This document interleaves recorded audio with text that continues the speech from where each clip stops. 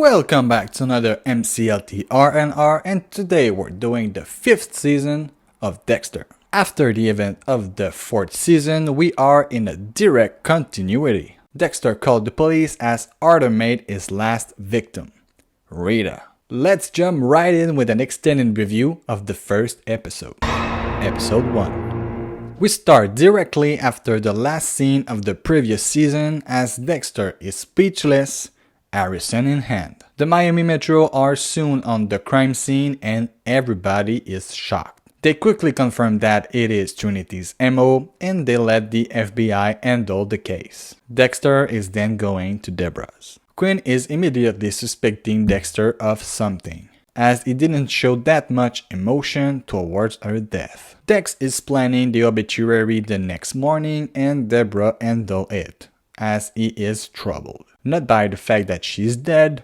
but that he wasn't truthful with her since the beginning. We are in a flashback showing their first date, and we see that it was a cover to spy on Dexter's future victim. He obviously didn't care that much about her at that time, like a master manipulator that he is. Deborah's doing the best she can to help Dexter and go to his house with Quinn to clean things up, leading to an emotional flow, and she sleeps with him. That's odd, but who knows what grief can make us do, right? Astor and Cody were at Disney and are back to Dexter, who give them the bad news. Obviously, they don't take it well. Then Dexter came to the conclusion that he's not fit to raise a family by himself. Like your sister says, I'm toxic. You'd all be better off without me. This is a sort of revelation, as he is now convinced that he must let them and go far away, planning his own disappearance, deleting everything from his computer to burn almost everything from his dark passenger hiding place.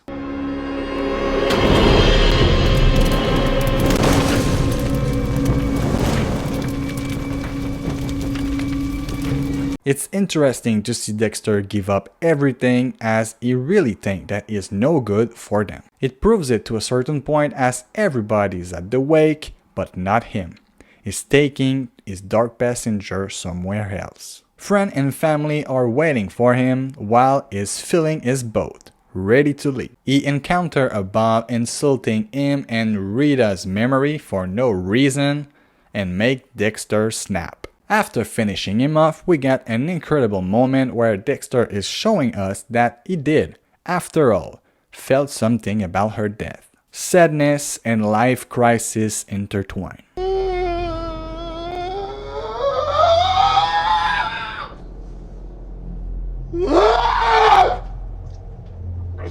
As Harry was only there to be an image of his father and the code, he's now more Dexter's consciousness materialized in a familiar face. We got Batista and LaGuardia talking about their relationship at Rita's wake, and we don't know if we care or not yet. In the previous season, I didn't. Then Dexter arrives, showing us that he decided to take responsibility for his action and his family. This episode is a great bridge between the two seasons, but left us wondering what's next for Dexter. The forensic psychopath is now left with more responsibility than ever, as he always left the family side to Rita. How will he balance the dark passenger and the single father lifestyle? It's an interesting turn of event, but we kinda see it coming. It's an obvious episode, but it's a necessary one to move to a new story arc. This is the first episode and I won't go step by step for each one,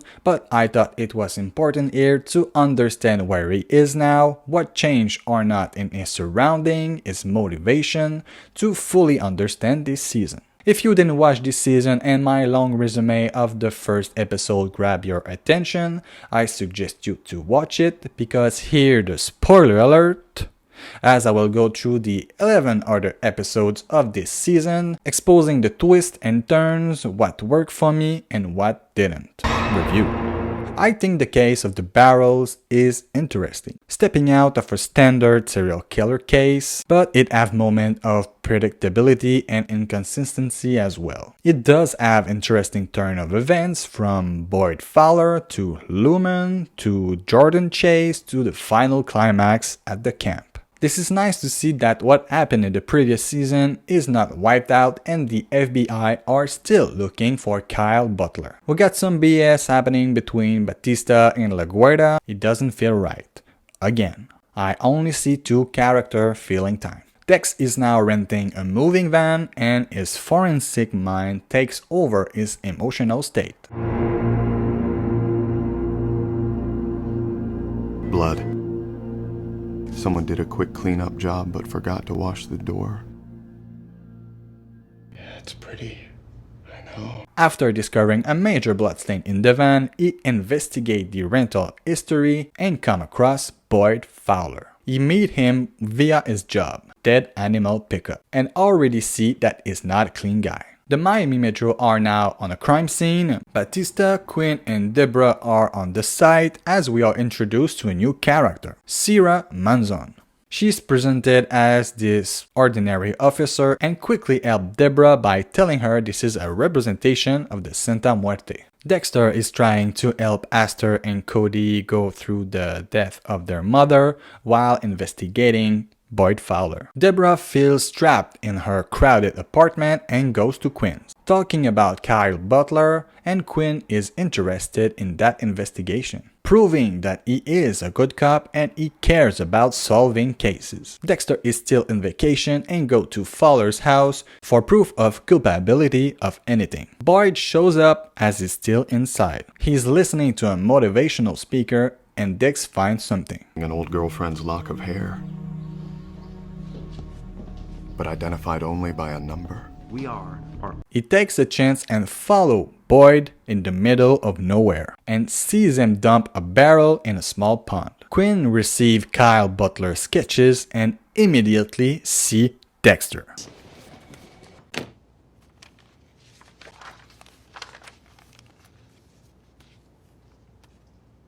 We finally have something that shows us that Batista is in love with LaGuardia, as one of her ex shows up when he is at a bar with Masuka. He tells him things out of place, like she gave the greatest job of Miami, leading to a bar fight.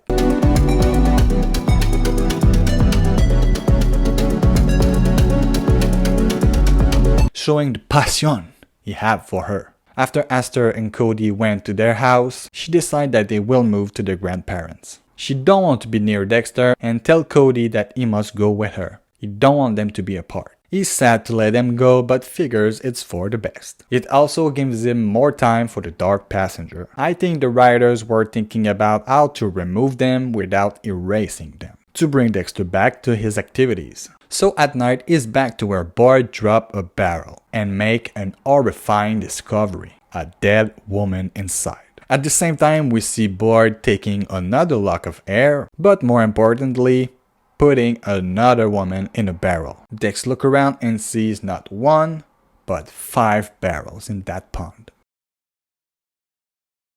This is showing us in a smooth way what to expect for this season. They removed what could stop Dexter and gave them another bad guy to chase. It's a bit long to introduce the main intrigue as now 10 episodes are left to develop and conclude the entire plot. The Miami Metro are still on the Santa Muerte case and Dexter hires a nanny for Harrison. Then he's planning a kill room for Fowler in an abandoned tourist house. Deborah and Manson are interrogating the neighborhood with no lead. Masuka is being comic relief again with more subtle and funny lines.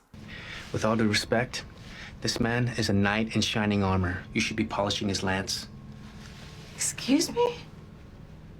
Dex is now with Boyd faking a job training to bring him to the kill room location. Manzon is back to Deborah after returning by herself, ask a question, and finally have potential suspects. Dexter is ready to sedate Boyd with his M99, but Fowler counterattacked by shooting him with a tranquilizer gun, leaving them both unconscious. Dexter is not almighty anymore, he fails, compared to season 3, more in line with season 4. Back at Fowler's, Dexter was waiting for him, and this time he won't miss. No choice but to rush the ritual in his house. He calls the nanny to stay longer to take care of Harrison as she's telling him he took his first step. This shows us how much he's already missing from his life. He finds it amazing, but doesn't seem to care all that much. He only sees him as normal instead of being proud. Hi, agent, not Yuki. He's telling LaGuardia that the man Batista beat up is now pressing charges, threatening to lose his job, worst,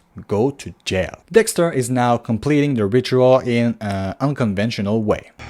Normally I bring my own plastic, but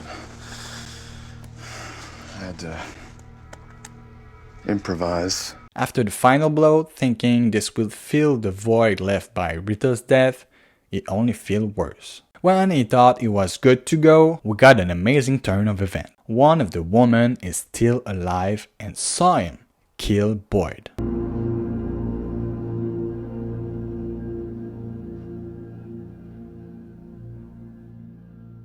As we know Dexter for a while now, we know he will not kill her, even if she saw him. It gives us something to look forward as we were in a standard hunt and kill kind of story. Like any victim of Dex, we are taking a different route. He takes her to the abandoned tourist house, cleaning her wounds, and now he's trying to figure out who she is. Quinn is now trying to get in contact with the Mitchell family to show them a picture of Dexter, but the FBI refuses. Batista talked to the guy he put in a hospital bed and apologized and make him drop charges. Nothing interesting, just another filler arc. Dexter found her identity, Lumen Pierce. We don't know much about her for now, but we can understand why she's not trusting Dexter. This kind of trauma would make anyone question the intention of this man.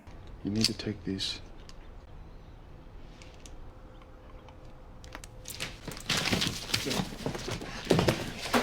Stay away from me! Even if he reconciled with the man of the bar fight, the AI agent, Jim, is still pursuing the case. The proof of feeling was good. The apologize was okay. Now we just don't care, like in season 4. We know, not for sure, but we know Batista won't lose his job, or more stupidly go to jail. I think it's a waste of time, it brings nothing believable to the story. Quinn finally finds the house where Jonah, Rebecca, and Sally Mitchell are hiding. He decides to follow Jonah to a convenience store and ambush him, leading to his arrest.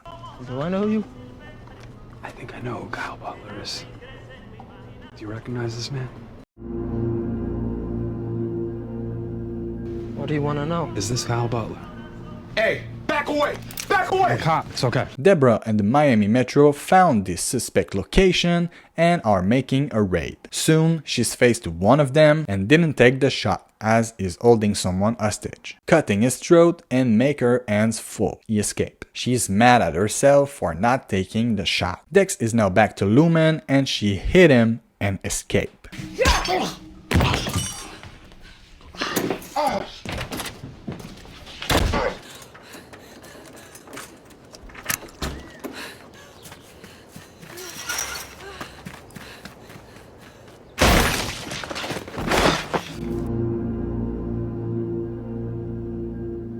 I'm not totally convinced by this scene as Dexter breaks this door so easily. And she was a prisoner inside? She could have escaped anytime with this logic. Yes, she's weak, but with everything inside, she could have break free. So now, Dexter catch her and bring her to the location who could have been her last resting place, the Barrows Pond. He make her realize that he saved her life. Quinn is released to LaGuardia and she's not happy, putting him on suspension and forcing him to let go of this nonsense. We know Quinn to be a good detective. Proof is the only one suspecting Dexter of something. We know him as a on 2 legs from season 4, but show he grown. He's still not 100% transparent, but can judge that he is playing with fire. But Deborah don't care at this point. Dexter and Lumen are talking, trying to make her go to her parent. But she revealed that Boyd Fowler wasn't the only one, abusing and torturing her. Even if you know now that others have participated in this twisted activity, if I can say it like that, Dexter wanted her to go on with her life. But she's showing something Dexter never thought he would find in her. If you really want to help me get past this, help me find those guys and kill them. Back to the nonsense of Batista, LaGuardia, and Jim. He thinks now that she might cheat on him. Come on. Dexter is now trying to find Boyd's accomplices and see that someone entered his house too. He soon finds out it's Lumen and that she didn't leave Miami like he told her to. He's sedating a man who could be Fowler's accomplice, and while on his table, he finds out he's not one of them. He's wearing an ankle bracelet. It couldn't have been him. She had the wrong guy. I was ready to kill him. This shows us that Dexter is getting reckless in his decisions. First Boyd, now a man he barely investigated, he was about to kill him with no reason. According to the code, because a sex offender is still a sick if you ask me. Deborah's and Quinn relationship is still growing and Dexter's not ready. Are you and Quinn? We're buddies. That's it. Batista is now jealous and decides to go through LaGuardia's phone because she's not totally open with him. This strong character, as Batista was shown to be in previous season, is now reduced to an insecure man. I think they really don't know what to do with those two characters, so they make them do stupid things, trying to make us believe they're human, but only feels like stereotypes. Ooh, the man fighting in a bar for his woman's honor. Ooh, the man insecure, she might be cheating on him. Ooh, the woman's lying to his husband on where she was. Yeah, I know. I just lost track of time. Why so late? Budgets are due at the end of the month, so I'm gonna... Why not make real human interactions, working together and get past those insecurities? Because they wouldn't have BS to make up later on. I'm getting sick of their relationship and must make something of it real quick, cause it's bringing the show down. Son of a... Hey, Sting! Let him go! He's just looking dumb now. That's not Batista. Back to Lumen. The next morning, after the failed attempt of Dexter, she's ready to kill that man with no foolproof evidence. She's broken. Okay, but that's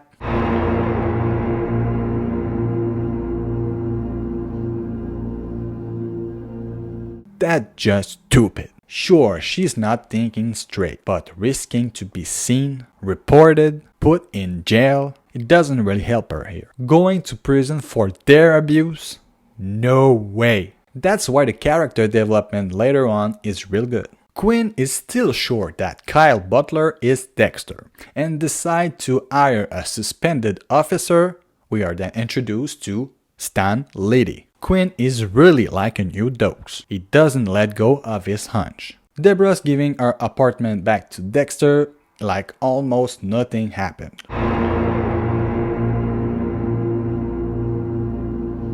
Everything in its right place.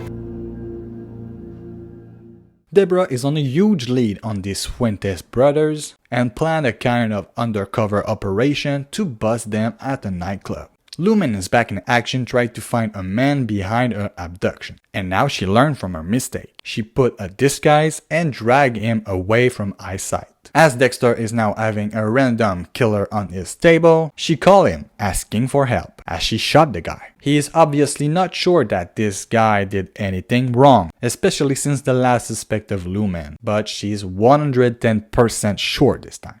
She's alive. You hear me?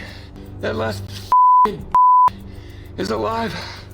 Batista's back to being a detective and find a girl who's willing to help them catch the Fuentes brothers. Lumen is now temporarily living at Dexter's empty house and she's slowly opening to him, saying that killing this man made her feel good. He refers to it as the dark passenger. As she's describing her assailant, we see a group of men moving the barrels from the pond, driving them and get hit by a car, spilling everything on the road.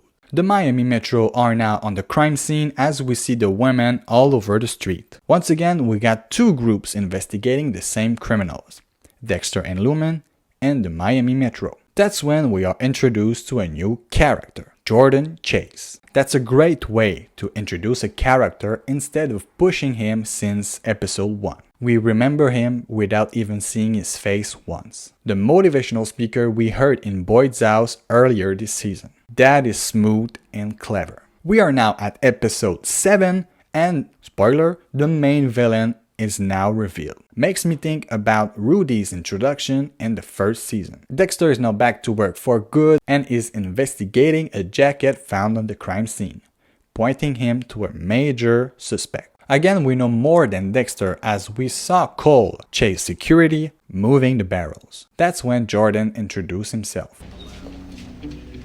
Jordan Chase. Hi. After interrogating Chase and Cole, Batista is back to be a good investigator, finally putting the back and forth with LaGuardia on hold.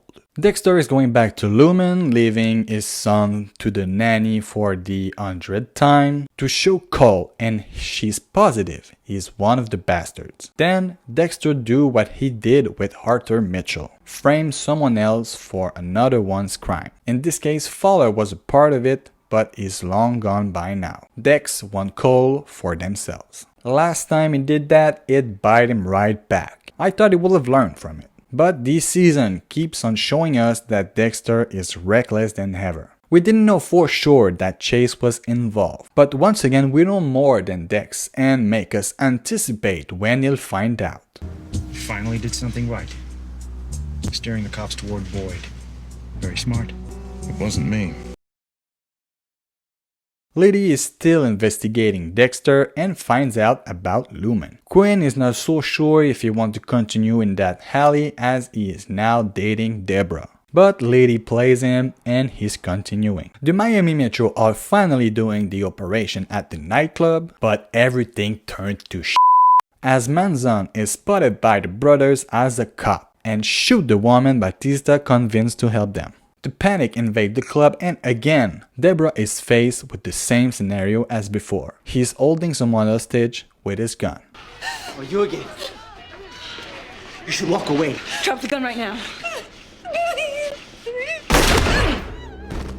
She did it! She learned from her past experience and won't fall for the same trick twice. That, my friend, is character growth. A messy one, but a good one. Dex and Lumen enters Cole's house and steal a photo before being attacked by him. It was at night, so he don't saw their faces. The Miami Metro are now dragged through the mud as innocent lives were taken. And the writers took a bizarre turn by making us hate LaGuardia. We are supposed to kinda like the Miami Metro. And I'm not saying that every character must be good, but this makes us really wonder if she's fit for the job.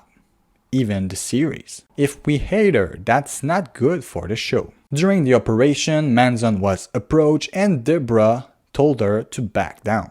But LaGuardia told her to go meet him, leading to the massacre. LaGuardia decided to throw Deborah under the bus to keep her reputation clean. It's like the character is regressing instead of growing. And I'm mad at that. But that said, we do feel something, as opposed to Batista dating her. Then we learn more about Lumen's past. It's interesting to see her character grow to be more than a victim. She becomes her own character and now we care for her. You were right. We were trapped in our jobs, trapped in that city, and would have been trapped in a life we didn't want. It's time for that to change. I bought these round-the-world tickets. But our dark passenger screamed to be fed. We got Miguel all over again. Dexter is teaching her the ritual, slowly making her his partner in crime. Again, didn't he learn? I guess she's different, but he's taking another huge risk.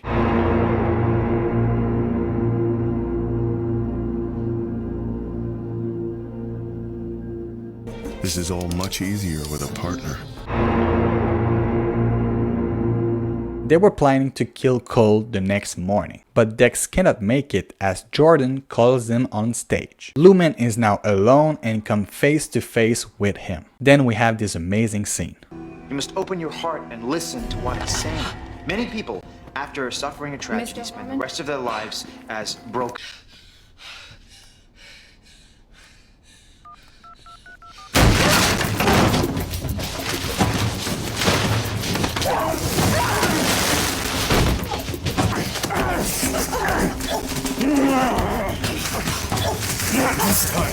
A bit predictable, but still makes us feel something as this season is kind of a slow burn. They complete the ritual on Cole and are now on their way to find the others. And Dex finally have confirmation that Jordan is a part of it. Afterwards, they are dropping Cole's remains in the Gulf Stream just before we jump out of our seat for the first time in this season.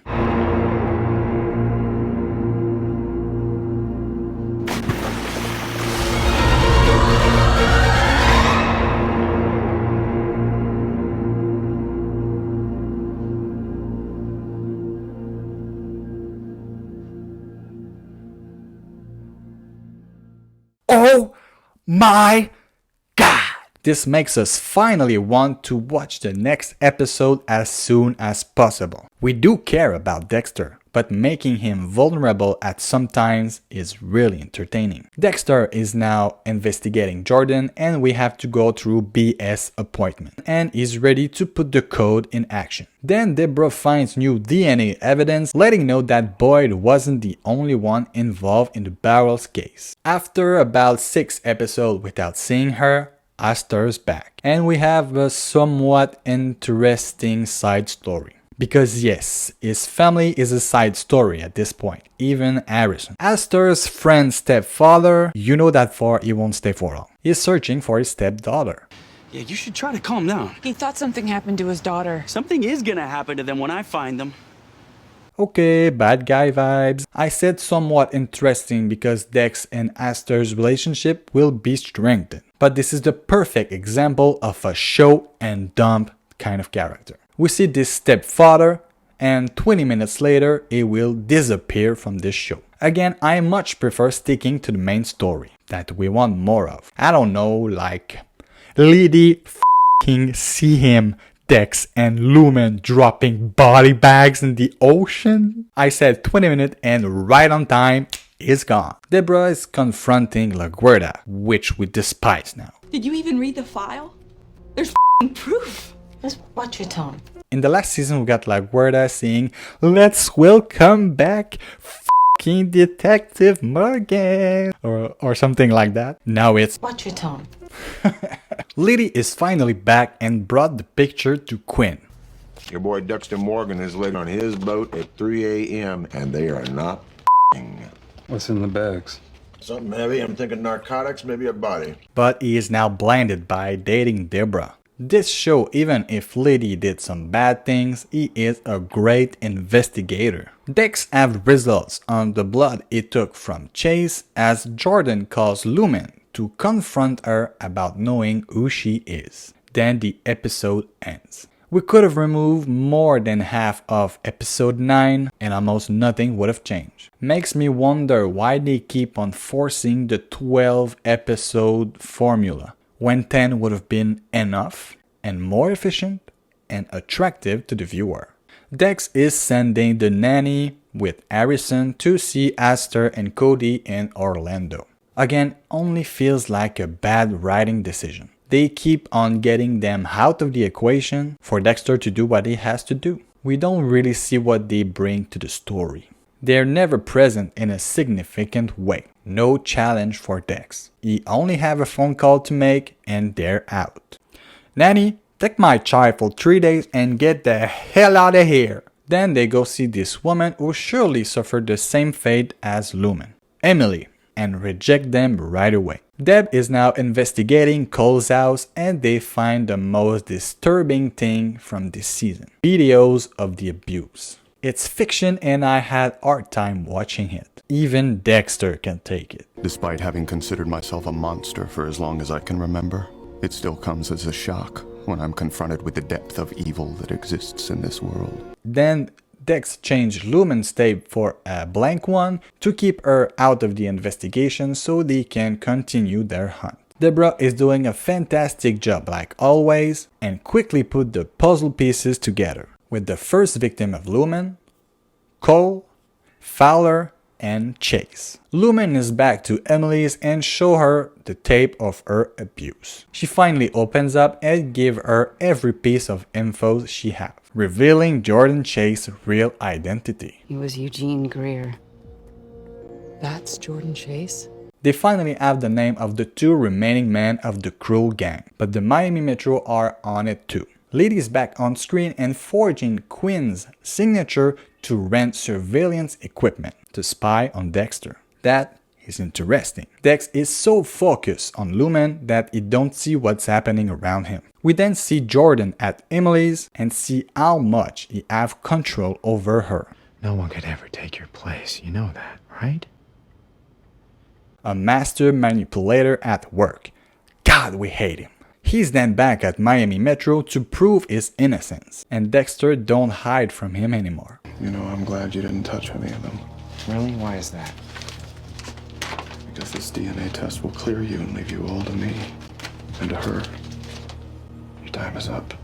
The thing with Liddy is slowly but surely taking more space in the story. Finally, Dexter being caught should be the priority in a story arc scale. Dex and Lumen finally put the ritual at work on this Alex guy, feeling like Miguel all over again, but feels more believable than just a rich man wanting a power trip. Deb and Quinn are investigating the same Alex they just killed and find footprints outside his house, belonging to a woman. Then we have something that I think wasn't necessary. The relationship between Lumen and Dex was strictly professional, and then they make them kiss and etc. Why do they feel obliged to make Dex and Deborah have lovers, especially after only 2 months since Rita's death? We know he liked her and it didn't break him to his core, but he knows better.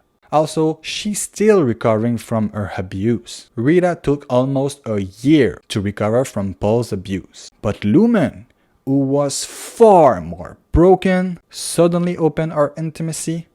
Come on. Afterwards, Harrison baby monitor magically catch Liddy's surveillance footage. You can't say Harrison didn't bring anything to the story. If it wasn't for him, Dexter would have been caught.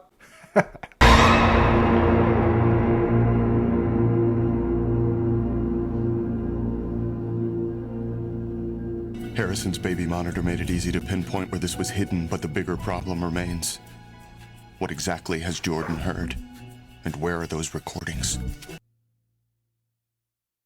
This is just ridiculous. So in 2 episodes, he will save himself and finish their hunt. Again, why waste time on BS to rush everything at the very end? Deb is formally giving her theory to LaGuardia, who don't take her seriously. Again. But she trusts her guts like always and pursue in that alley. Dexter finds out that Quinn rented the equipment and is not that surprised. The Lumen-Dexter romance keep on going and butter a knife. How romantic. Skip that and Deborah is really onto Jordan now. At the same time, Quinn apologizes and wants her back. Again, great character development for him. Finally, Dexter is ready to end Quinn to keep his freedom.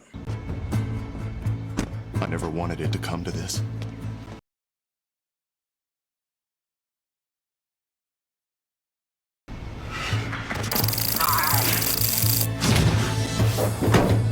This brings a big question mark, as he wasn't able to kill Dokes after finding he is the Bay Harbor Butcher. Didn't kill Lumen when she saw him killed Boyd Fowler. But now he's ready to throw the beloved code to end Quinn? That makes no sense. We can say what we want about Liddy, but he is good. At the same time, Emily calls Lumen to make her come to her house. Obviously, Chase is waiting for her. As Quinn is now showing up to the rendezvous point, Dexter is killing Liddy. Listen, boy, this is going down with or without you. Old fuel docks now. Liddy and Quinn, you're really starting to piss me off. This little drop of blood makes us wonder if Quinn will find out and continue his investigation, but we won't know for now. Dex exit and destroy the evidence.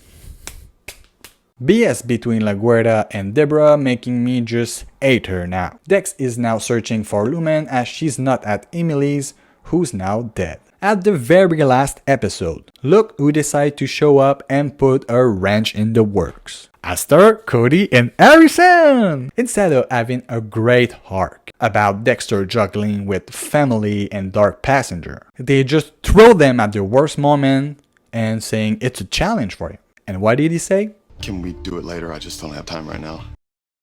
Deborah is still searching for Jordan and something plausible happened. A man saw this well-known man with a woman screaming in his trunk, so he called the police. At the same time, Dex is trying to find where he could have taken Lumen. LaGuardia announced that Liddy is dead and they go to the crime scene. They're investigating and LaGuardia tells Quinn he was the last person he contacted. A few moments earlier, we saw Quinn delete his phone history and messages. He's answering lies and this happened. That looks like blood. Quinn, you better start talking to me. I don't think I should say anything else. Does Dexter's mistake work to his advantage? That's a nice turn of event. Dex finds where Lumen is held hostage, at the camp where it all began 20 years ago. He's being more reckless by the minute and it can only lead to a new mistake.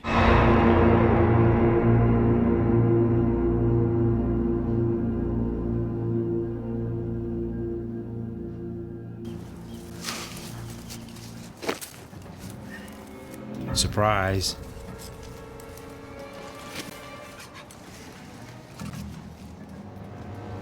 They're now investigating Quinn for Liddy's murder and steer away from the primary case, Jordan. But Deborah checked out the lead she got from the man earlier. Dex is now at the mercy of Jordan and we have nonsense happening again.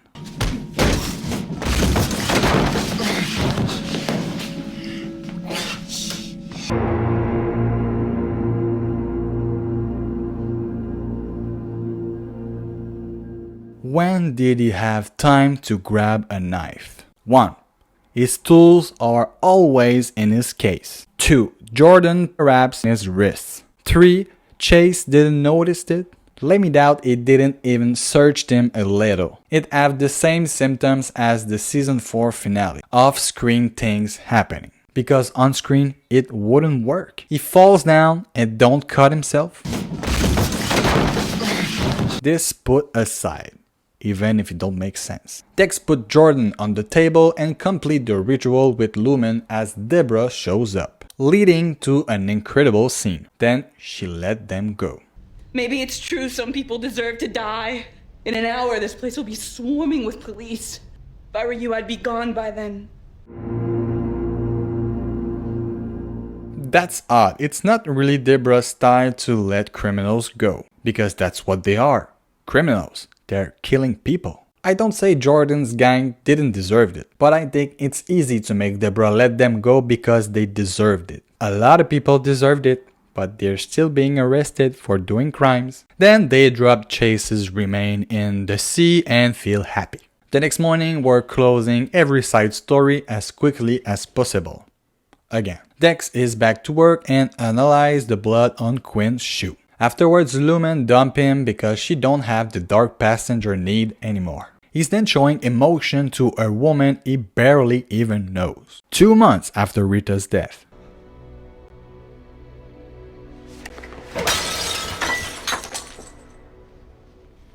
Don't forget he was saying that he loved Rita and blah blah blah. I think they lost what Dexter's supposed to be. I'm not saying his character shouldn't grow, but being the complete opposite is not growth. It's misunderstanding the core of the character and just making things up. Then we have Harrison's first birthday. Batista and LaGuardia reconcile even if she don't deserve it. Then we have Quinn saying, Thank you. For what? The blow bar. Just doing my job. Yeah, well, that was the one thing hanging me up. There you go.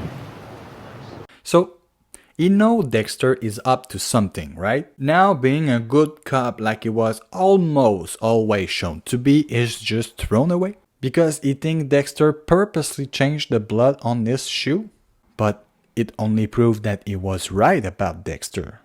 I'm confused. This should be a major breakthrough in Quinn's investigation of Dexter, proving he can manipulate evidence. Everybody are just being dumb at this point, looking the other way as he was working so hard the entire season. He could have put Quinn in jail, but he didn't. Well, he was ready to end his life an episode or two prior. But now he's saving him from prison for what? So Quinn owe him one? I could still go on for a minute, but let's just end this. We end with Dexter saying, "While she was here, she made me think for the briefest moment that I might even have a chance to be human." Really, she made his eyes open on nothing because he learned nothing in this season. I jumped some stuff, but not that much. If you want the entire story, like La Guerra being Queen Deborah and Quinn's deeper relationship, Manzon who just show up then disappear, Batista staying strong against his wife, and all the stories of the men of Jordan's gang. I suggest you to watch it, it brings meats around the bone. Final thoughts. The writing of the 5th season is so bad. We don't recognize a single character except Deborah, and it's unforgivable. I said it numerous times, but Batista and La Guerra relationship makes me want to vomit. Their relationship is again pointless. Batista's character is barely evolving as he understands his value. La Guerra, to keep it short, is by far the character I hate the most. More than any villain. She's somehow one of the supervillains of the show. Always pinning down our officers like pawn and being a queen bitch. I can't say that enough. It makes me feel like not watching the next season just because of her. She's lieutenant and we don't see her make anything justifying her place. Oh yeah, once. To put it in Deborah's face. Jordan Chase is a strong character. Expert manipulator and his introduction is sweet. Playing everybody like a game of chess make me wonder how he could have been taken down. He's almost always one step ahead of everybody. Dexter feels like another character completely. He was always so meticulous. Now he's just doing anything recklessly. He was always sticking to the code. Now he's planning to kill officers? In daylight? And don't flinch? If we put this Dexter in season 2, he would have killed dogs without hesitation. This season have a minimal impact on Dexter's personal life. We could literally remove the entire season except episode 1 and it would have changed nothing. That's sad because the show feels more about the characters Dexter meet instead of being a Dexter story. Remove the title Dexter and name it Miami Metro. Remove Dexter and put Lumen as the main character hunting the Cruel gang, with Deborah chasing her and Jordan on the side. It would have been good. Deborah is again evolving to be this great detective, but the thing where she let Dex and Lumen go shows cracks in the writing. Also, can you let her be single more than 3 episodes? Our love life means almost nothing to us. Quinn's character was really evolving in a great way until the last 2 episodes. How to mess up a character just to end a story. I give Dexter season 5 the note of 6 out of 10. The storyline of Jordan saved the season, not Dexter again. Have you seen it? What are your thoughts? How did you react to the last episode? Let me know in the comments. If you like this video, please leave a thumbs up, it's always nice, and subscribe if you haven't already for more content like this one. Thank you for watching, it was Kevin MCLT, see you next time.